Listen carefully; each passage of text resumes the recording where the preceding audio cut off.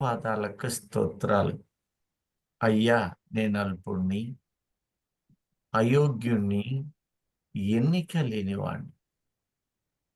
నన్ను నీ సిలువ చాటున మరుగు చేసుకుని నీ వాక్కుని మాకు అందించి, నాయనా, నోటికి బోరగా మాట్లాడుంది. వినగలిగిన చెవులు, ప్రాముఖ్యంగా గ్రహించే మనస్సుని మాకు అనుగ్రహించి నిరాకడకు మమ్మలను సిద్ధపరచుమని, సహాయం చేయమని మా ప్రభువైన యేసు క్రీస్తు నామములో కృతజ్ఞతలతో ఈ విజ్ఞాపనను సమర్పిస్తున్నాను తండ్రి. ఆమేన్. ఆమేన్. దయచేసి ప్రకటన 12:12 ఒక్కసారి చదవండి. అందుచేత ఉమ్, పరలోక నివాసులారా ఉత్సహించుడి. భూమి సముద్రమా మీకు శ్రమ. అపవాది తనకు సమయం కొంచెమే అని తెలుసుకొని బహుక్రోధము గలవాడే మీ యొద్దకు దిగివచ్చి ఉన్నాడని చెప్పాను. భూమి, పరలోకమా, పరలోక నివాసులారా మీరు ఉత్సహించండి. ఈ మాటలన్నీ ధ్యానించాం. భూమి మీకు శ్రమ అనినప్పుడు మనము ఒక ప్రశ్నను మనం ఇప్పుడు ధ్యానిస్తున్నాము. అందులో కంక్లూజన్ దగ్గరకు వచ్చాము గనుక జాగ్రత్తగా గమనించండి. ఎందుకంటే ఇక్కడే ఈ ప్రశ్న ఒకరిది ఇద్దరిది కాదు, అనేక సంఘాల వాళ్ళు కూడా ఈ భ్రమ లేక ఈ మాయలోనే ఉంటారు. అందుకే నేను ఈ అంశాన్ని మీకు ఉద్దేశించాను. ప్రభువు నిగూఢ భావములను మనకు తెలియపరచువాడు. రోమా 14:17 ఒక్కసారి చదువమ్మా. 14వ అధ్యాయము 17వ వచనం. దేవుని రాజ్యము భోజనమును పానమును కాదు గాని నీతియు సమాధానమును కొందరి ఆలోచన దేవుని రాజ్యములో భోజనాలుండవు, పానములుండవు, కేవలము నీతి, సమాధానము, పరిశుద్ధాత్మయందలి ఆనందము మాత్రమే అని అంత మేరకు ఆగిపోయేవారు ఉన్నారు. ఎందుకంటే నేను ఎన్నో సంఘాల వాళ్ళు నన్ను ఈ ప్రకటనను చెప్పమనే వాళ్ళు, అలాగే అందులో ఉన్న డౌట్లు, సందేహాలను అడుగువారు చాలా మంది ఉన్నారు. ఈ దేశమే కాదు, ఇరుగు పొరుగు లేక అనేక దేశాల వాళ్ళు కూడా అడుగుతూనే ఉంటారు. ఇంకొంతమంది ఎలా ఉన్నారంటే అసలు మనము 1000 ఏళ్ల పాలనలో ఉన్నాము. నేను ఆశ్చర్యపడిపోయాను. ఏంటి మనం 1000 ఏళ్ల పరిపాలనలోకి వచ్చామా? మీ అందరికీ తెలుసు, పెద్ద మనిషి మన అన్నగారి పేరే పెట్టుకొని ఉంటాడు. ఏం పేరు అన్నగారి పేరు? నేను ఇంక చెప్పను. ఇక మీరు లోకంలో మంచి జ్ఞానవంతులకి నేనేం చెప్పాను, నేను అంత జ్ఞానిని కూడా కాదు. చక్కగా చెప్పారు సహోదరు. ఒక సింహం వేసి గర్జన అంటాడు. నేను అక్కడే నవ్వుతుంటా. అబ్బాయి కూడా నిన్న చెప్తూ ఉంటే, సింహము గర్జించేది అంటే అది ఏ సింహము? గర్జించు లేకపోతే వాడా? 1000 ఏళ్ల పాలనది. ఇక వారి శిష్యులు ఎలా ఉన్నారో చూసుకోండి. యెహోవా సాక్షులు, సెవెంత్ డే మినిస్ట్రీస్ ఎరుగక మానవ హృదయము కలిగిన వారై, మానవ హృదయము కలిగిన వారై వెతుకు వారిలో పరిశుద్ధాత్మ రివీల్ చేయబడదు. తన శిష్యులుగా ఆయన ఏర్పరచిన వారికి ఆయన అంటున్నాడు, పరలోక రాజ్య మర్మములు మీకు అనుగ్రహించబడ్డవి. అంత త్వరగా లోకం ఒప్పుకోదు. పరలోక రాజ్యము, దాని స్థితులు మనము చూడబోతున్నాము, వినబోతున్నాము, మన హృదయముతో అంగీకరిస్తూ ఉన్నాం. దేవునికి స్తోత్రం.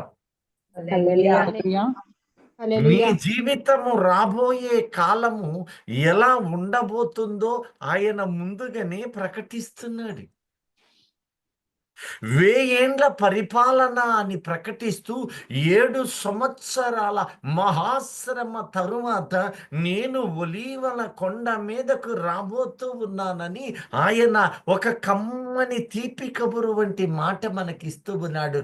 జకర్యా 14వ అధ్యాయం 4, 5 వచనాలను ఒక్కసారి చదవండి.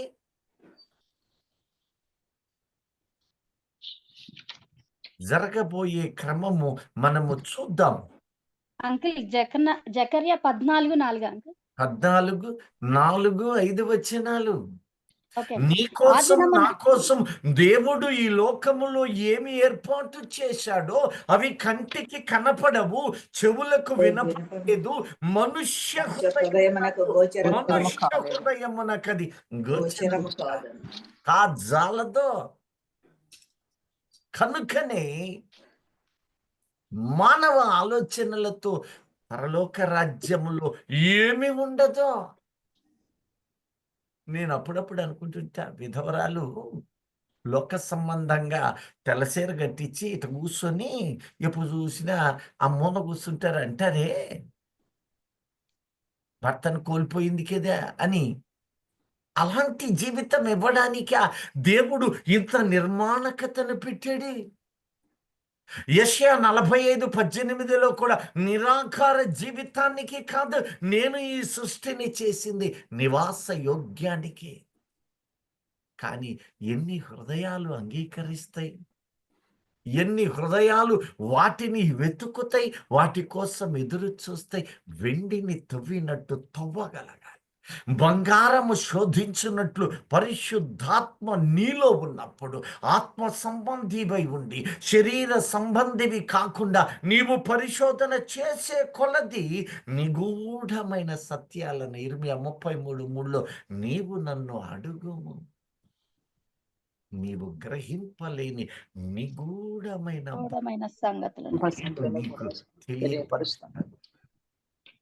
మనం అడిగేది, అయ్యా నా రోగం పోవాలి, నా బిడ్డలు బాగవ్వాలి, నా బిడ్డలకు ఇది కావాలి, అది కావాలి, నా కుటుంబానికి అప్పులు పోవాలి. ఇవి అడుగుతున్నంత కాలం నీవు కూడా లోకములో ఉన్న అనుభవాల్లో చూపిస్తూ ఉన్నావు. అయ్యా నీ వాక్యం ఏం చెబుతుంది? నా కోసం ఈ ఆత్మీయ జీవితం ఎలా నిర్మాణం చేస్తావు? ఏంటి? మహిమా శరీరముతో నువ్వు ఉన్నప్పుడు నీవు ఈ మహిమా శరీరం నాకు కూడా ఇస్తానన్నావే అంటే నీకొక లెక్క, నాకొక లెక్క ఉంటుందా? ఉండదు కదా. ఉంటుందా? ఉండదండి. ఉండనప్పుడు ఇక మహిమా శరీరము నీకెలా ఉంటుందో నాకు అలాగే ఉంటది. కనుకనే క్రీస్తుని పోలి నేను నడుస్తున్నాను, నన్ను పోలి నీవుండమని పౌలు అన్నాడు కదా. అంటే మనమంతా క్రీస్తుని పోలి నడుచువారం కదా. పోలి నడవడం అంటే ఆయన రూపు, ఆయన హృదయం, ఆయన మనస్సు, ఆయన ప్రేమ, ఆయన స్థితి ఇవన్నీ ఉన్నట్టే కదా. ఎందుకు ఈ మాట మీ ముందు స్పష్టపరుస్తున్నానంటే, ఒక దినాన ఈ దేహము క్షయమైన ఈ శరీరాన్ని మనం విడిచిపెడతాం. అక్షయమైన దేహము, అమర్త్య దేహము, మార్పు చెందిన దేహం ఇలా 5 ఉన్నాయి కదా. 1 కొరింథీ 15:50లో అవునండి. వీటిని నీవు ధరించిన తరువాత నీవు నేను ఏ శరీరులుగా మార్చబడుతున్నాము అంటే మహిమా శరీరంగా మార్చబడతాం. ఈ మహిమా శరీరులుగా నీవు మార్చబడుతున్నావు.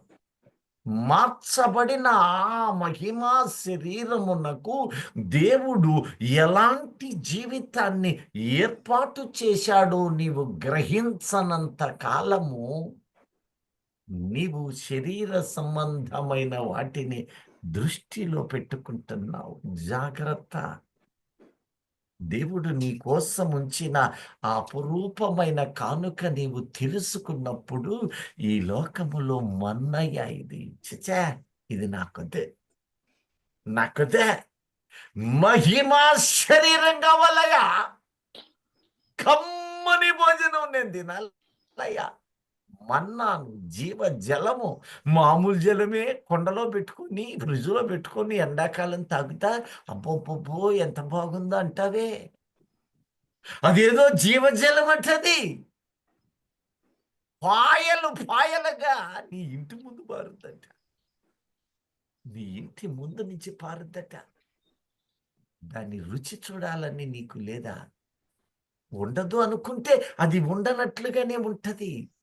ఉందని ఎరిగితే దాని వివరాలు కూడా బయలుపరచువాడై ఉన్నాడు. హల్లెలూయా. మానవ నేత్రాలతో వెతికినంత కాలము ఇక లేదన్న అంటే క్రీస్తు అంటున్నాడు, నన్ను పోలి నడుస్తున్నావే, ఇప్పుడు నీకు తెలుపుతూ ఉన్నానని. ఒకరోజు ఆయన పునరుద్ధానుడైన తర్వాత, అనగా మహిమా శరీరుడైన తర్వాత, లూకా సువార్త 24వ అధ్యాయము చూడండి, 36 నుండి 43 వచనాలు ఒక్కసారి చూడండి. వారు ఇలాగ మాట్లాడుచుండగా ఆయన వారి మధ్యన నిలిచి, మీకు సమాధానం అవును గాక అని వారితో అనెను. అయితే వారు దిగులు పడి భయాక్రాంతులై ఆయన వచ్చి మీకు సమాధానము అంటామంటే సంతోషపడాల్సింది పోయి వాళ్ళు అంటున్నారు దిగులు పడిపోయారంట. భయాక్రాంతులై భూతమని పిలుస్తున్నారు. భూతము, డెవిల్, ఈవిల్, నీవేమైనా పిలు. పడిపోయిన దేవుని దూతలను కూడా పిలు. 38 రకాలు ఉన్నారు. వాటి ఛాదస్తాలు, వాటి క్రియలు కూడా మీకు వివరించి తీరుతాను. ఇప్పుడు కాదు, సమయాలయంది. చాలా జాగ్రత్తగా గమనించండి. వాళ్ళు భయపడుతూ ఉంటే ఇక్కడ ప్రభు ఏం చూపారో చూడండి. అప్పుడు ఆయన, మీరెందుకు కలవరపడుచున్నారు? మీ హృదయములో సందేహములు పుట్టనేలా? మీ హృదయములో సందేహమేలా? నేనే ఆయన చచ్చిపోయాక మనకి ఏ శరీరం ఉంటుంది? యేసయ్య లేపాక ఏ శరీరం ఉంటుంది? ఎన్నిసార్లు వాక్యం వింటున్నా వీళ్ళలో మానవ మనస్సు కలిగిన వారు కనుక అనేక సంఘాలు, ఒకటి కాదు నిగూఢ భావాలు వారి హృదయాలకు తేట తెల్లము కాచాలం. కనుకనే మానవ హృదయముతో సందేహాస్పదమైన వారిగా ఉంటూ కొందరు విమర్శకు దిగుతూ బలహీనులవుతారు. అయితే మన గ్రూపులో దేవుడు తన ఆత్మ ద్వారా ప్రతి సత్యమును వివరించువాడై ఉన్నాడు. హల్లెలూయా, హల్లెలూయా, హల్లెలూయా. సంతోషంగా ఉన్న వాళ్ళు మాత్రమే హల్లెలూయా చెబుదాం. హల్లెలూయా. ఇప్పుడు చదవండి అమ్మా. నేనే ఆయనను అనుటకు నా చేతులను నా పాదములను చూడుడి. ఏం చూడాలట? నా చేతులను నా చేతులు నా పాదములు. నాకు మేకులతో గుచ్చారు కదా, ఆ చేతులు చూడండి. అది కూడా ఎట్లా చూస్తారు? నన్ను పట్టి చూడుడి. అంటే ఇప్పుడు నాకున్నట్టుగా మీరు చూచిన దెయ్యానికైతే ఎముకలను తాకుద్దా? దురాత్మలకైతే భూతాలకి ఉండవు చేతులు తాకుతాయా? ఉండవండి తాగ ఆ! తాకవా? నేను మీకు ఇక్కడ ఒక అంశము మరలా పంచుకుంటాను. ఈ దేహము మన్నుతో చేయబడింది. మనిషి బ్రతికినంత కాలము 2 శరీరాలను కలిగి ఉంటారు. ఏ శరీరాలవి? ప్రకృతి ఆత్మ శరీరము శరీరం, ఆత్మ శరీరము వెరీ గుడ్. ప్రకృతి శరీరము ప్రాణము రూపములో నింపబడిన ఆత్మ శరీరము. ఎప్పుడైతే ఈ ప్రాణము అనబడిన ఆత్మ శరీరము ఈ ప్రకృతి శరీరము విడిచి మన వెళ్ళి నుంచి తీయబడ్డది బయటికి వెళ్ళిపోతుందో, అనగా చచ్చిపోతాడో బయటికి వెళ్ళిపోతుందో, ఇది నిర్జీవమవుతుంది. అది ఆత్మ శరీరం. అయితే ఇక్కడ నీవు గుర్తుంచు, ఈ శరీరం ఇట కొట్టాక తాకుతుందా? పట్టి చూస్తే తగులుతుంది కదా. అవును ఎప్పుడైతే ఇది వేరైపోయిందో ఆ ఆత్మ శరీరం ఇక ఈ శరీరానికి పొంతనుండదు. కాబట్టి దాన్ని నువ్వు వెతికినా పట్టినా పట్టుకోలేము రాదా. కేవలము ఈ దేహానికి మాత్రమే దేవుడు సృజించినప్పుడు నేలమన్ను నుండి చేశాడు. నేల మన్ను నుండి తాను చేశాడు. ఇప్పుడు ప్రభువు పునరుద్ధానమునందు ఆదాము నుండి యేసుక్రీస్తు వరకు ఉన్న పరిశుద్ధుల శరీరాలను లేపాడు. ఏం లేపాడు? శరీరంలో లేపాడండి గట్టిగా చెప్పండి. శరీరంలో వేల శరీరంలో లేపాడు సంవత్సరాలు వారి ఆత్మ లేక సమాధులు ఆత్మ శరీరం పాతాళపు ఎగువ భాగముల్లో బంధించబడి ఉన్నాయి. అపవాది మరణమును పట్టి వీళ్లను లొంగతీశాడు. కనుక వారి ఆత్మయు వారి శరీరం శరీరములు రెండు ఆ దినము పాతాళములోనే ఉన్నాయి. ఇప్పుడు ప్రభువు ఆ చెర యొద్దకు వెళ్ళి మూట పట్టుకుంటారే, ఇట పట్టుకొని అందరినీ పునరుద్ధానుడై ఎప్పుడు తండ్రి మరియు పరిశుద్ధాత్ములు క్రీస్తుని పునరుద్ధుని చేసి ఉన్నారు. మరణమును విడుదల చేయగా ఆయన ఈ చెరను చెరగా పట్టుకొని అప్పుడప్పుడు పక్షి నోట్లలో చూస్తే ఆహారం పట్టుకొని పోద్దే, అట్లా పట్టుకొని అలో తీసుకొని వారిని ఆ 3వ ఆకాశమందు పెట్టేశాడు ఆల్రెడీ. ఇప్పుడు ఇంకొక వర్గం ఉంది. నీవు నేను 2000 సంవత్సరాలు ప్రభువు కొరకు కనిపెట్టుకుని శరీర మాలిన్యము తొలగించుకుంటూ నిత్యము కడుక్కుంటూ మనము మహిమ నుండి 2 కొరింథీ 3:18 ప్రకారము మహిమ నుండి అధిక మహిమకి మార్చబడుతున్న ప్రియులము. హల్లెలూయా. హల్లెలూయా. ఒక దినము ఆయన 3వ ఆకాశమునకు రాగానే ఆ పరిశుద్ధులను కలవగానే ఇప్పుడు క్రీస్తునందు చనిపోయిన వాళ్ళు అక్కడ ఆత్మతో ఉన్నారు. వారికి ఎముకలు లేవు, శరీరం లేదు, వారికి శరీరము లేదు, ఫ్లెష్ అండ్ బ్లడ్ లేదు. వారు ఆత్మలు భూతమన్నారే, ఆ స్థితి అలాంటి స్థితి. ఆ చనిపోయిన వాళ్ళు ఈ 2000 ఇయర్స్ ఎగ్జాంపుల్ ఎస్సన్న గారు అనుకోండి. ఇక దైవజనులు ఒకరు కాదు, వీళ్ళందరూ ఆ ఆత్మ శరీరాలతో నెమ్మది పొందుతున్నారు.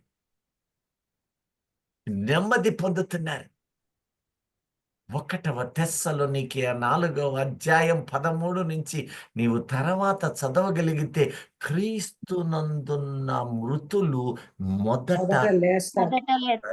ఎక్కడికొచ్చి, అదిగో మత్తయి 27:52 ప్రకారంగా పరిశుద్ధుల శరీరములతో. శరీరం.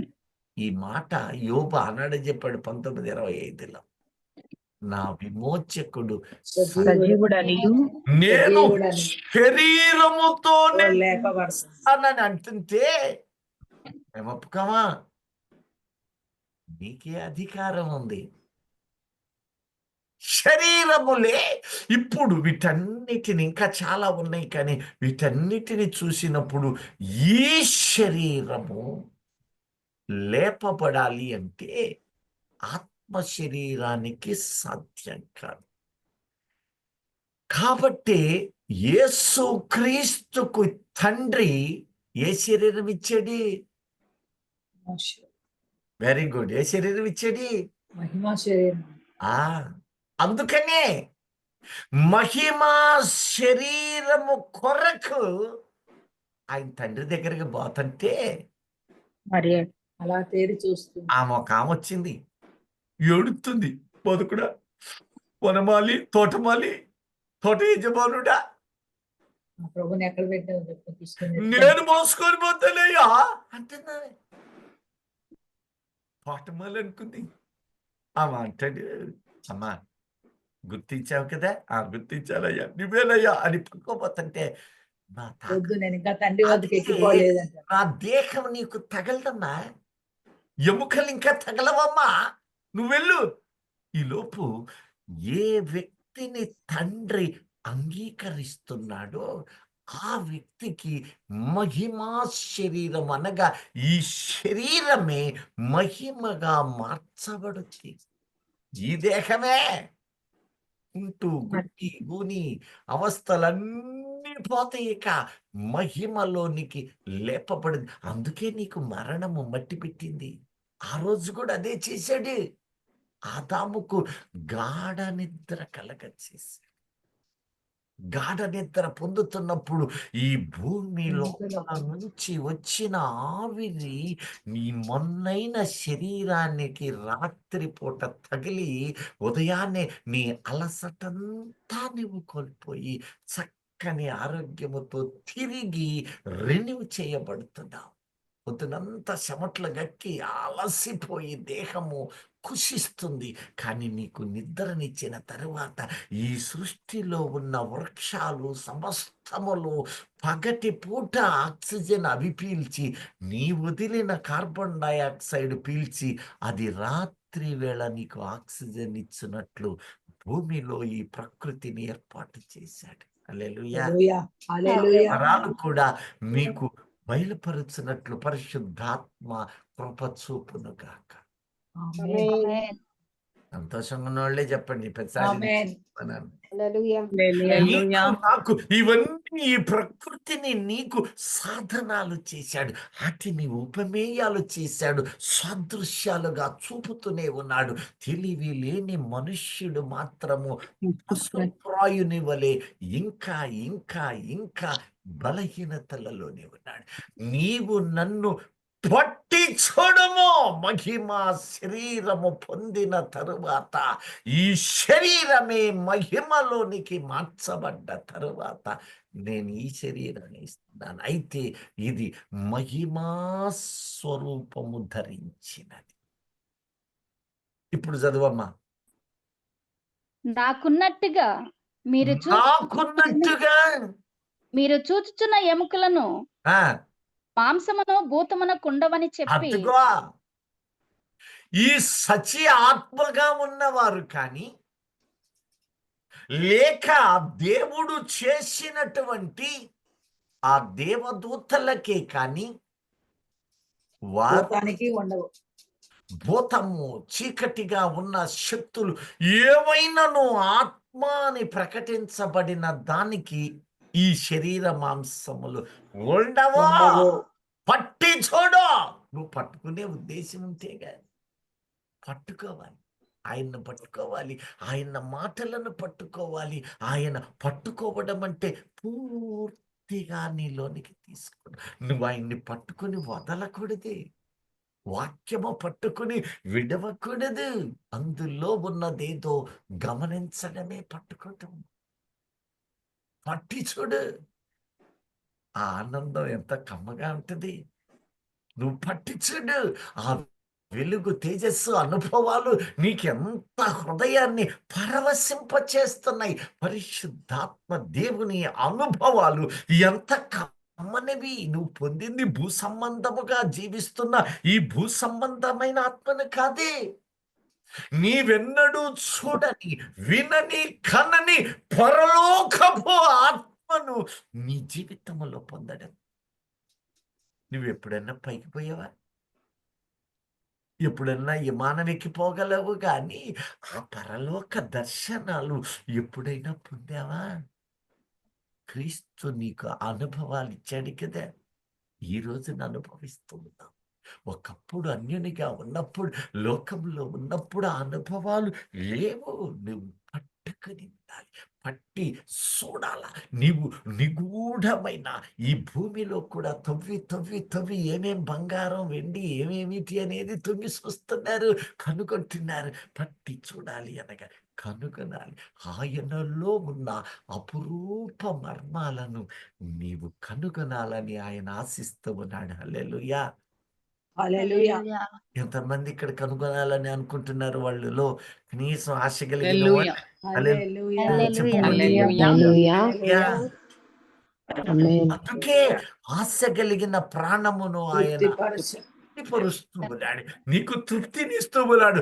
పరలోకపు జ్ఞానమే కాదు, మర్మమే కాదు, దర్శనమే కాదు, ఆ ప్రవచనం ఎలా పలకాలో ఒకప్పుడు నీకు తెలియదు.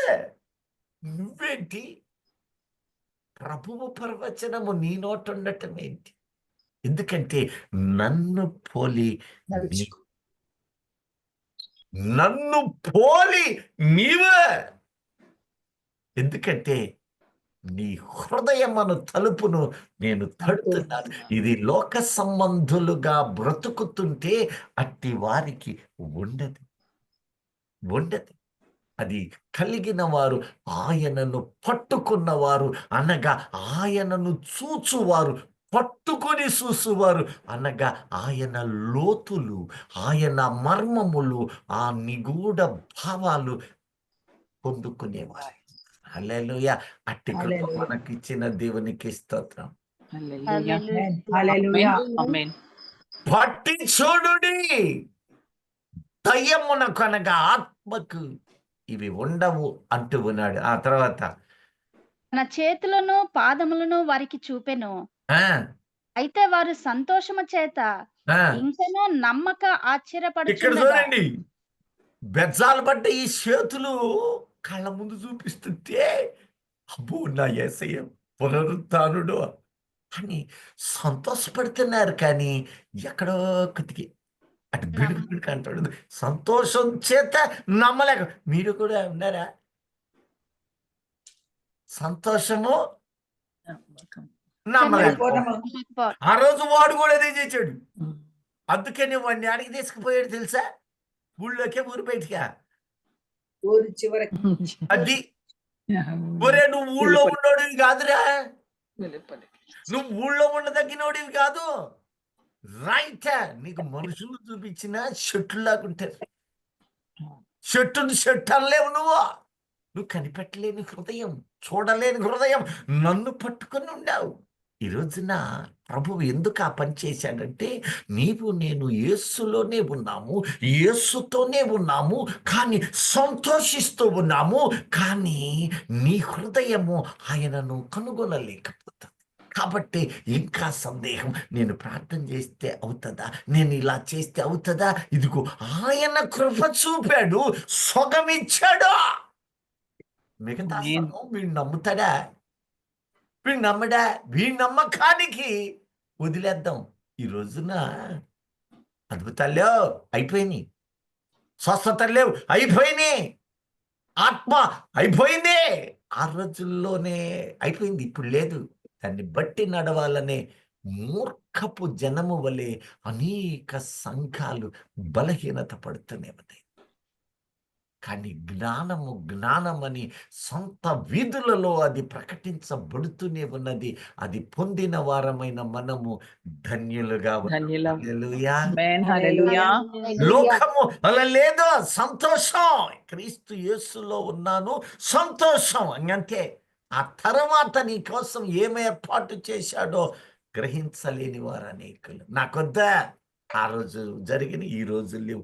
ఇవన్నీ వాత వేయబడి ఎక్కడో లోకాధికారి వశమైన వాళ్ళు వీళ్ళు జడ్డదిగాక అనేకులను చెడగొట్టే ప్రయాసలు పడుతుంటే వీళ్ళు ఈ కలిగిన వీళ్ళ స్థితులను బట్టి వాళ్ళను వెంబడిస్తూ ఉంటారు.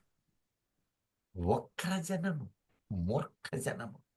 కానీ మనకు ఆయన బయలుపరచు సత్యాలు ఎంత కమ్మగా ఉన్నాయో చూసారా?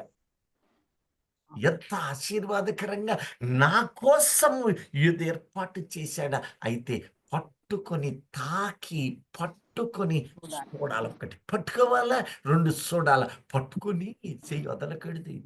పేతురు మునిగిపోతుంటే ఆయన పట్టుకుని మళ్ళీ వదల్లా.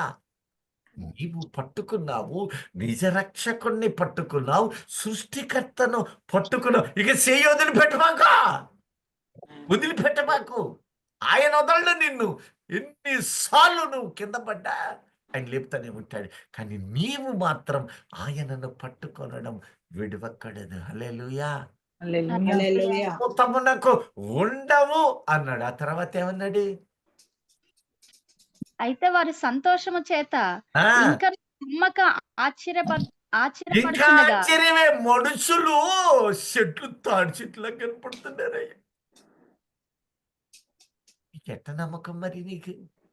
అందుకే ఊరు బయటికి దేశపోయి వీడికి బుద్ధి చెప్పాలరా నాయన అనుకున్నాడు. దేశపోయి ఇప్పుడు ఆ మర్మం ఇప్పుడు వద్దులే, ఎందుకు అక్కడ ఆ రీతిగా జరిగింది, ఇప్పుడు వద్దు. చదవండి. నమ్మక వాళ్ళు ఇంకా ఆశ్చర్యపడుచు ఉండగా, ఎందుకంటే వాళ్ళ మనస్సులో ఒకటి ఉంది, ఆయన మృతులను సజీవులుగా చేస్తాను అన్నాడు. అది నమ్ముతున్నారు. కానీ ఆయనే మృతుడై తిరిగి లేస్తాడంటే మాత్రం వెర్రిగా తోస్తుంది వాళ్ళకి. వెర్రి. అది వారికి, వీరి మాటలు వారికి వెర్రితనము. ఈ రోజున క్రీస్తు నీలో ఆయన ఉన్నాడు. నీలో ఉన్న ఆయనను నీవు కనుగొన్నావు. ఇప్పుడు అంటున్నాడు పౌలు, నేను కాదయ్యా, నేనెవరిని? అణువణువు ఆయనే నేనే అంటే మనస్సు నీలోనికి రావాలని ఆయన ప్రతి దినము సబ్బుతో, వాక్యమును హిస్సోపుతో నిన్ను నన్ను తోముతూ ఉన్నాడు. దేవునికి స్తోత్రం. నీవు ఆ పరమందు ఉన్న ఆ ఆనందము నీవిక్కడ పొందుకొని నీవు నిరీక్షణ ఉండాలని వాటిని కనుగోవాలి. ఆ తర్వాత ఏం చేశాడు? ఆయన ఇక్కడ మీ యొద్ద ఏమైనా ఆహారము కలదా అని మీ వారిని దగ్గర అడిగాడు. ఏమైనా ఆహారము కలదా? ఏ శరీరంతో అడిగాడు? మహిమ శక్తితో అడిగాడు. Very good. హల్లెలూయా. హల్లెలూయా. ఈ దేహంతో అడగలా, మహిమ శరీరం. మహిమా శరీరంతో. ఏం ఆయన ఆకలి తీర్చుకోలేడా? సృష్టికర్త కదా, ఆయనకి ఆకలి ఏంటండి? వారు నమ్మలేదు. సృష్టిలో ఆయన చెయ్యని ఏం లేదు కదా, మరి ఎందుకు అడిగారు ఆకలి అవుతుందని? వారు నమ్మలేదు వాళ్ళకి గనుక. చూపించడానికి. అది ఒక మాట పరిశుద్ధం. నాయనా, నేను ఎలాగో లేచానో నువ్వు కూడా ఒకరోజు లేస్తావు. ఈ లేచిన ఈ విశ్వాసికి వాళ్ళకే కాదది, భోజనం చేస్తారు కూడా అంతే కూడా మనకి ఉంటుంది. కూడా తన శిష్యులకు చెప్పాడంటే అర్థం ఏంటి? మనకి కూడా చెప్పాడు. ఒక దినము నా వలె నన్ను పోలిన నీవు కూడా మహిమా మహిమ శరీరము శరీరంతో లేస్తావు. ధరిస్తావా? ధరించిన తరువాత నీకు ఆకలి ఉంటుంది. ఉంటుంది. నేను సమస్తము నా తండ్రి ఇంట నేను నివాసాలు కూడా పెట్టానయ్యా. అనేక నివాసములు అనేక నివాసములు కలవు. ఒకటి కాదు, రెండు కాదు, అనేక అనేక ఇళ్ళున్నాయి. ఈ ఇల్లు లేదని దానికోసం అప్పులు, తిప్పలు, కష్టాలు, నష్టాలు, ఈవులు, ఎన్నో బాధలు పడి అప్పులు చేసి అప్పులోడు గట్లేక దేవుడు నన్ను పరిశీలన చేస్తున్నాడు అంటున్నావా? సాతానుగాడు శోధిస్తున్నాడు అంటున్నావా? నీ ఊరులు నిన్ను కాలుస్తున్నాయి కదా. ఇవి కాదు, ఇవన్నీ ఒక రోజు వదిలిపెట్టాల్సిందే. ఎంత తోడైనా ఆ 4 మెతుకులే. మహా అయితే జొన్నన్నం తినేవాడు. ఒకప్పుడు ఈ జొన్నలు, సజ్జలు, రాగులు చాలా తక్కువ రేటు కదా. ఈ అవును. వైట్ రైస్ స్వామి బువ్వ అంటారు పాతకాల పళ్ళు. స్వామి అన్నం అంట, సోనా మసూరి, పట్నం బంగారు మసూరి. ఆమేన్. ఇప్పుడు ఉల్టా అయింది. ఇదేమో కేజీ 50 ఉంటే అది 100 ఉంది. చూడండి, ఇవన్నీ కూడా నువ్వెంతటి కమ్మని భోజనం చేసినా ఒక దినం పుట్టుకుమనాల్సిందే. అయితే లోకానికి దొరకనిది నీకు మన్నా. మాత్రం ఇచ్చినది మన్నా. ఆహారం అది మన్నా చనిపో అన్నట అపూతము వలె తేనె కన్నా తీయగా తేనె. పిల్లల ముందు తేనె బాటిల్ పెట్టి అక్కడ పోయి ఇట్ట వచ్చేసరికి అది ఉంటదా? ఉండదు, అయిపోతుంది. ఈ తేనె ఇప్పుడు ఇక్కడ ఉండేవాళ్ళు కొంతమంది వయసును బట్టి కొద్దిగా షుగర్ వచ్చి ఉంటది కనుక ఈ దేహంతో ఉన్నావు, షుగర్ వచ్చింది కనుక ఇది తాగటానికి మనస్కరించదు. మహిమా శరీరానికి ఇక రోగమేది. రోజు తేనె తాగబుద్ధి అవుతా లేదా? తినబోతే నువ్వు తినే కొద్ది మధురాతి మధురమైనవి అనేక ఫలాలు అక్కడ పెట్టాడు. అది కేవలము నన్ను పట్టి చూసిన వారికి ఇస్తూ ఉన్నాను. హల్లెలూయా. హల్లెలూయా. అందుకోవాలి నన్ను తేరి చూచువారు అనగా నిదానించి జీవిత కాలము నన్ను గుర్తించువారు. నా సత్యములను వెతుకు మీకు ఇస్తానంటున్నాడు. పట్టి చూడని మీ యొద్ద తినటానికి ఏమైనా ఉన్నాయా? అంతే. ఆయన్ని కాల్చిన వెంబడిస్తున్నారు. చేప ముక్కను ఒక్క నిమిషం. ఆ రోజు కూడా అంతే. ఆయన వెంబడిస్తున్నారు. అద్భుతాలు చూస్తున్నారు, స్వస్థతలు, ఆశ్చర్య కార్యాలు, దేవుని మహిమను చూస్తున్నారు, వెంబడిస్తూ ఉన్నారు. కానీ ఆయనను పట్టుకొని హత్తుకొనలేక అట్టట్టట్ట పోతుంటే ఆ ఎదురుగా ఒక అంజూరపు చెట్టు కనపడ్డది. డేయ్, నువ్విట్టనే బతికితే ఎండిపోతావు. ఆశ్చర్యపడుతూ ఉన్నావు, కానీ నమ్మలేకపోతున్నావా? ఎండిపోతావు. నీ బిడ్డలు, వారి కుటుంబము నమ్మి హత్తుకోవాలి, లేకపోతే ఒక దినము ఎండిపోతావు. జాగ్రత్త అని ఆయన హెచ్చరిస్తూ ఉన్నాడు. అంజూరపు చెట్టు ఎండుటను బట్టి వాళ్ళు ఎంతో ఆనందపడుతున్నారు. తర్వాత చదువుకోండి మత్తయి 21 అధ్యాయం. చాలా ఆనందపడుతూ ఉన్నారు. కానీ ఆ అంజూరపు చెట్టులో ఒకటి, నమ్మి నీవు నిలబడితే ఎలా జరుగుతుంది? త్వరగా ఎండిపోయింది. అది ఆయన తినటానికి అనుకుంటున్నారా? మనకు తెలపడానికే. మనము ఎలా ఉంటున్నామో నీవు విశ్వాసము ద్వారా క్రియల ద్వారా అద్భుతాలు చూడాలి అని ఆయన తన పరిశుద్ధులను, ప్రియులను కూడా శ్రమానుభవము పెడతాడు. ఒక్కొక్కసారి ఆ శ్రమలు చూసి నువ్వు వణుకుతున్నావా? కాదే, ఆ శ్రమలు ఇచ్చిన నేను శ్రమలలో నుండి లేపుతాను. ఈ లేపిన తర్వాత ఎంత గొప్ప దేవుడండి, ఎంత కృపామయుడండి.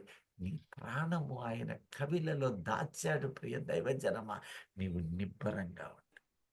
శ్రమల అనుభవము నిన్ను పుటం వేయడానికే. బంగారము కొట్టే కొద్దీ గాయం అవుతూనే ఉంటుంది. ఒక దినము ఆ కొట్టబడి సుత్తె పలుగులతో, ఆ యొక్క కంసాలి చేతులతో అది చివరకు మణిహారమై మెరుస్తుంది. తగ వజ్ర వైఢూర్యాలతో గొప్ప గొప్ప ఆభరణాలుగా మెరుస్తుంది. నీకు కూడా అదే శ్రమానుభవము ఎంత మోయగలడు అంత శ్రమానుభవము నీ ముందుంచుతున్న ఆయన నిన్ను పుటము వేస్తూ ఉన్నాడు.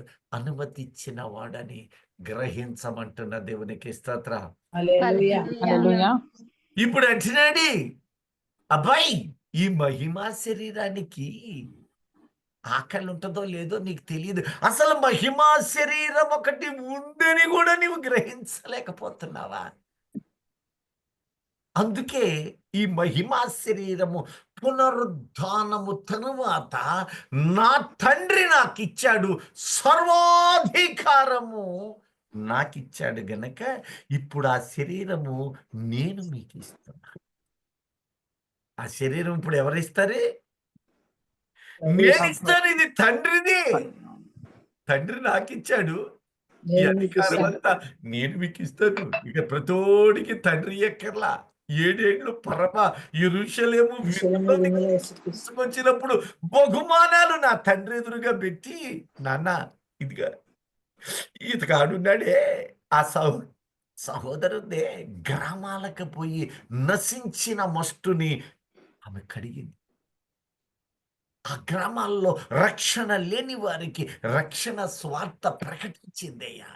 అయ్యా, ఈ బిడ్డున్నాడే హతసాక్షి అయ్యాడయ్యా. ఆ బిడ్డుందే ఇంత గొప్పగా ఆయన కీర్తిస్తుందయ్యా, శ్రద్ధ కలిగి జీవిస్తుందయ్యా క్రీస్తులో.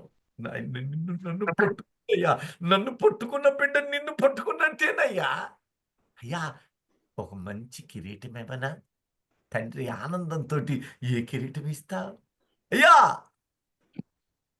గొప్ప కిరీటం ఇస్తా. ఎందుకంటే ఆమెలాగేమో కాదు. ఆమె తన వరకు తన కుటుంబాన్ని కాపాడుకునే వరకు ఉంది. ఏముందే, అదిగో ఆముందే అంత దూరం పోయి ఆయన ప్రకటిస్తుంది. వాళ్ళు ఇంటర్లా అయినా వెళ్తుంది, వాళ్ళు రాటర్లా అయినా వెళ్తుంది. ఆ రోజు 10 మంది వచ్చారు, ఈరోజు 8 మంది వచ్చారు. అయినా అయినా అయినా వేదన పడుతుంది. నా ప్రయాస ఇలా అయిపోయింది అని అంటుంది. అయినా కన్నీళ్లతో వేదనతో రక్షణ నిమిత్తము సాధనమైంది. మరి వాళ్ళకి ఒకే కిరీటం ఏందయ్యా? అయ్యా, అయితే నా కుమారుడా గొప్ప కిరీటమి. అడుగు ఆ సహోదరుడు అన్యుల మధ్యలో ప్రకటిస్తున్నాడయ్యా. శ్రమలు, నిందలు, వేదనలు ఇంట బయట, ఇరుగు పొరుగు, బంధువులు, స్నేహితులు పలుకుతున్నాడయ్యా. మరి అట్టోడికి ఏమి అయ్యా గొప్ప కిరీటమి. మణుగులుగా నింపబడిన డైమండ్లు. ఒక రకమా డైమండ్? ఎల్లరాయి, నీలిరాయి ఒకటి కాదు. ఈ నీలి సూత్రము వాటి నుదుట పెట్టిన నేను, ఈ నీలి సూత్రము వాని తలపాగా మీద నేనే పెట్టానయ్యా. ఆ భారము ఆనందంగా మోస్తున్నాడు. పట్టుకున్న నీవు ఆనందముగా ఆయన స్వార్థ ప్రకటించువాడు. ఈ దేహపు నటన ఒక రోజు పోద్ది. ఆ రోజున చెయ్యాలనుకున్నానయ్యా, చేయలేకపోయానయ్యా. ప్రార్థన చేద్దాం అనుకున్నానయ్యా, సువార్త ప్రకటిద్దాం అనుకున్నాం అంతే. నేను గురువారం చిన్న మానవ హృదయం, ఇది ఆత్మ సంబంధమైంది కనుక చెబుతున్నా. ఓ దెయ్యం పట్టింది, అది కూడా మంచి గట్టిదే. పట్టాక నేను, ఎవరు ఎందుకు వచ్చావు? ఈ బిడ్డ దేవుని బిడ్డ అంటే, అవునయ్యా అంట. ఏమన్నదో తెలుసా? ఇది ఎప్పుడు చూసిన దేవుడు దేవుడు దేవుడు అంటదయ్యా, అందుకే వచ్చి పట్టాను. మా ఆవిడ ఆశ్చర్యపడిపోయి, ఇదేంటిది అంటే దేవుడు అంటే పడుతుందా? నేను అప్పుడు నవ్వి, దేవుడు అని పట్టుకోలా, ఏమంటుంది అంటుంటది.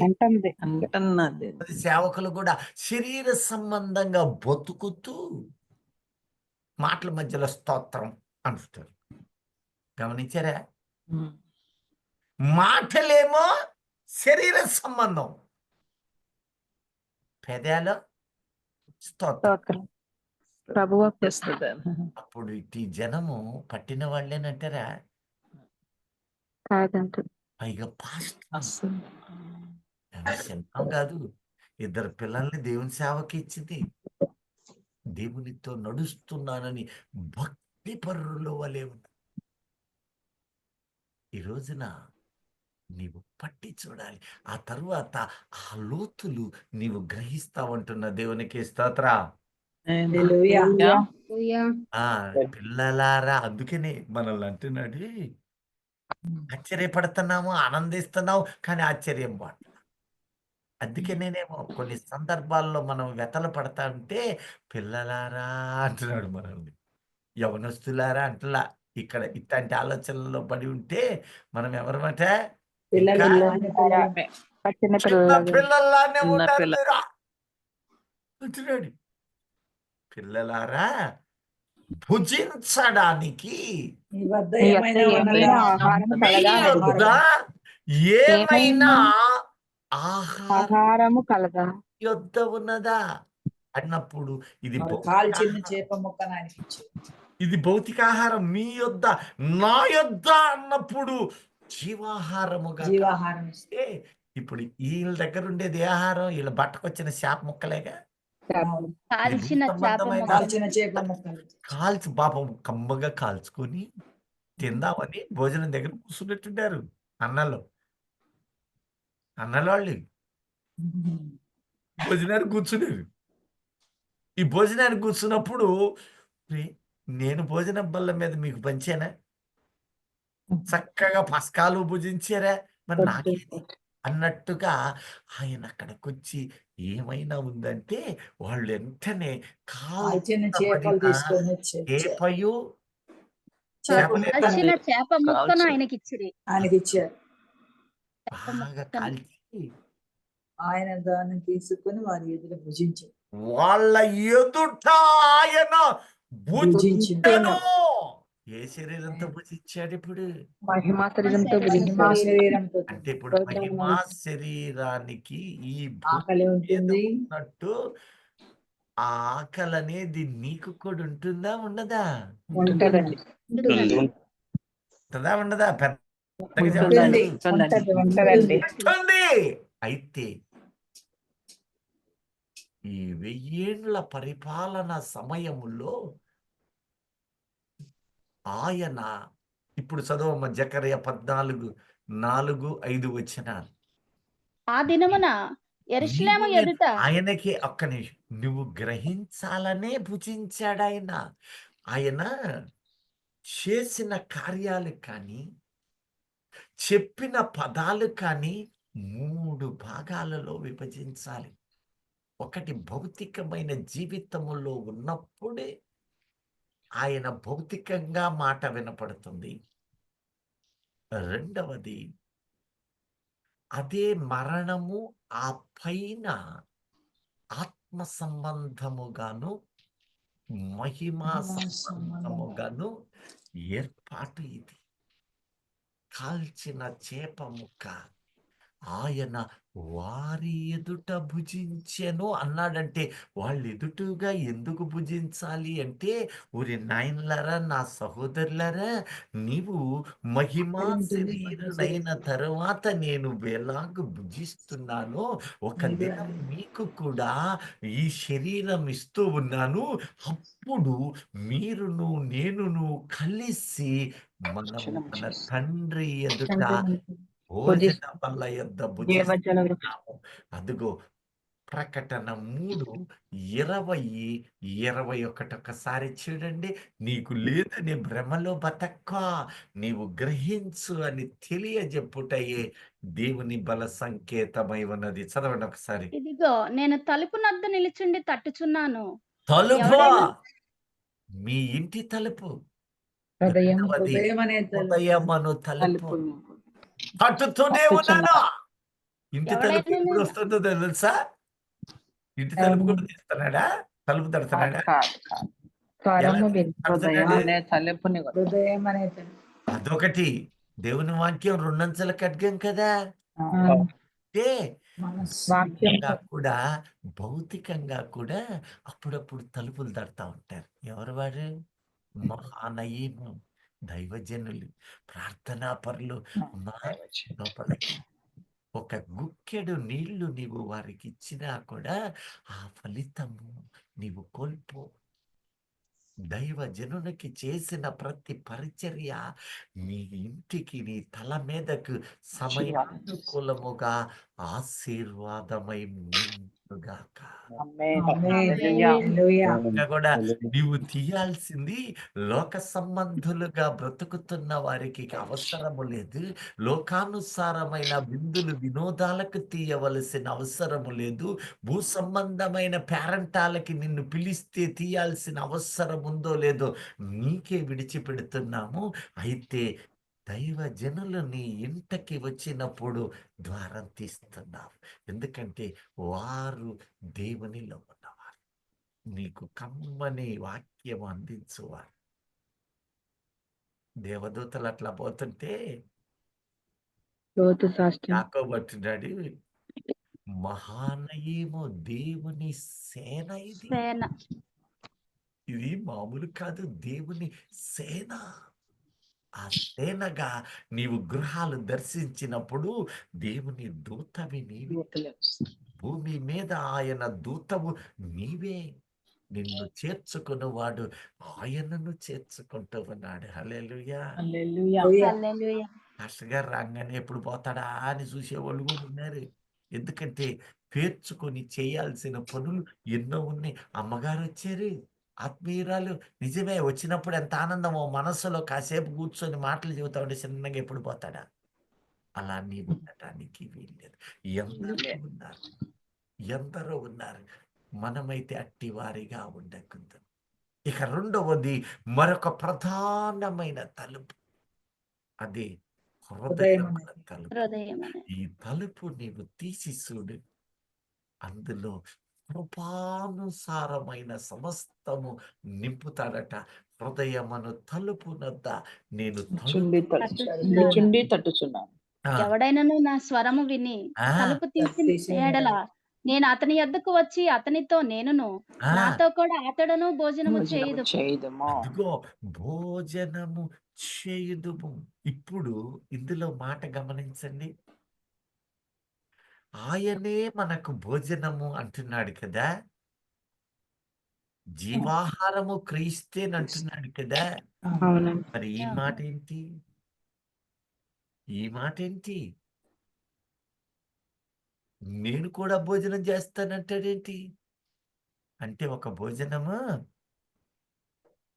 ఉందా లేదా? ఉందండి. ఈ భోజనము సమృద్ధిగా ఇలలోను పరమందు కాకపోతే నన్ను మీరు భుజించాలి అన్నాడు యోహాను 6:7 అధ్యాయాన్ని. అక్కడ ఒకటి ఉంటే ఇక్కడ ఒకటి ఉంది. నీవు ఆత్మ సంబంధివి గ్రహించి ఆ తేనె వంటి ఆహారం. ఇప్పుడైతే ఆ సిస్టర్ గారు, ఆ అమ్మగారు ఏం చేస్తారంటే పిల్లలకి పెట్టేటప్పుడు దానిలో తేనె కలిపి పెడతారు. అది తేనెగా ఉండదు. ఏం చేస్తారు, పిల్లలకి బలం రావటానికి, విరోచనం కాకపోతే ఇవన్నిటికీ ఏం చేస్తారు, కొద్దిగా ఉదయాన్నే తేనె కలుపుతారు. కానీ ఇక్కడ అంటుంది ఆ ఆహారమే తేనెలొలుకుద్దట. నీకోసం, నా కోసం కమ్మని భోజనము పెడతాడట. ప్రియ దైవజనమా, 1000 సంవత్సరాల కాలమును, దాని పైనున్న జీవితాలను ఎంత మకరందముగా మార్చాడు. ఇవన్నీ అనేకులు సంతోషపడతారు. కానీ ఆశ్చర్యం అంటే వారు ఇంకను విభ్రమమే. నమ్మలేని జీవితాలు లోకంలో ఎన్నో ఉన్నాయి. మనము నమ్మి వాటిని పొందుదుముగాక.